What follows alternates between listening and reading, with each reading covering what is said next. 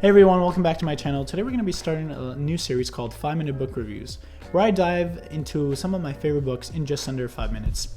Today we're going to be talking about the motivation myth, how high achievers really set themselves up to win by Jeff Haden.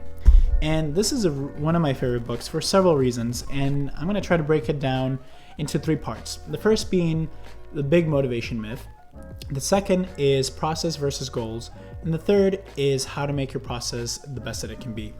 So the first one is the big thing in the book that we dive right into within the first chapter is the big motivation myth. And really what Jeff is saying is we always have this idea that those who achieve greatness and fame and fortune have some mystical willpower that allows them to do it. Where in reality, motivation is not the spark. You don't need motivation for success. Actually, it's quite the opposite.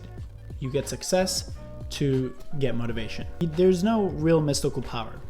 All you need to do is just get started on a little bit. Just write one sentence for your book.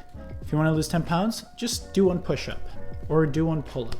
If you want to start a business, just start doing some research. Something to get you started. And getting started and having a little bit of that success will have a dopamine hit on you. Yes, you could be watching YouTube videos that will give you some motivation, but that's more like a short sugar rush. What's really sustainable is to just do a little bit every day, and eventually you'll get to what you want to do. And having those little successes will keep you going and give you the motivation to achieve what you want in your life. And that's where we kind of hit into that second part, goals versus processes. So what Jeff is saying that we all have really big goals that we want to achieve. You want to be able to pick some amazing goal, become a millionaire, start your own business, lose 20 pounds. Think of that goal, then define the process that will get you to that goal, and then at the end, completely forget about that goal. You want to be able to focus on your process. Forget about your goal. Hey, you want to lose 10 pounds in a month? He actually outlines how he did that. And basically, he just set a couple of things he wants to do every day. And he forgot about the number. He never really weighed himself. He never really knew how many reps he was going to do every day. And he never tried to think about his goal. He just said, every day I'm going to do this, this, and this. That's it. And as long as you don't break the chain, as long as you keep doing a little bit every day, you'll be able to achieve what you want to do. And he kind of gives a couple of different examples of famous people who have done this. Most notably, he loves Jerry Seinfeld. Jerry Seinfeld's, didn't have an aspiration to become a world-class comedian or wasn't focused on having his own show. His main goal was just coming up with new jokes every day for a year. Same thing with Kirk Hammett, the lead guitarist of Metallica. In the book, he kind of says, hey, I wasn't really focused on creating world-class music. I just wanted to play the guitar every day and just get better at it.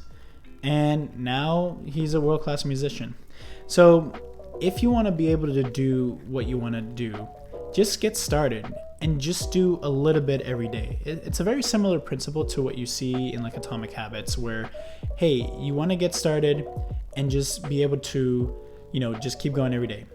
How to write that book? Start with writing the first sentence. The next day, write the next paragraph. The next day, write a page. And over time, you'll be able to write your book. Okay, finally, the third part is how to make your process great. And so basically what this is he outlines different examples on how to achieve success. And again, he goes through how he lost weight.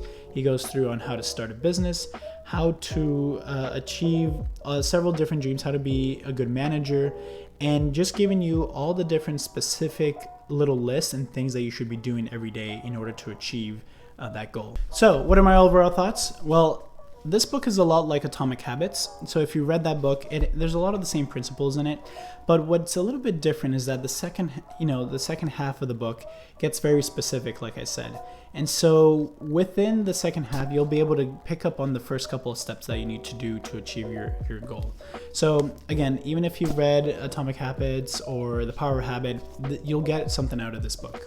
So hopefully you liked that video. If you read this book, please put down in the comments below what other great ideas and principles that you got from this book. Make sure to hit that like button and hit subscribe, and I'll talk to you guys later.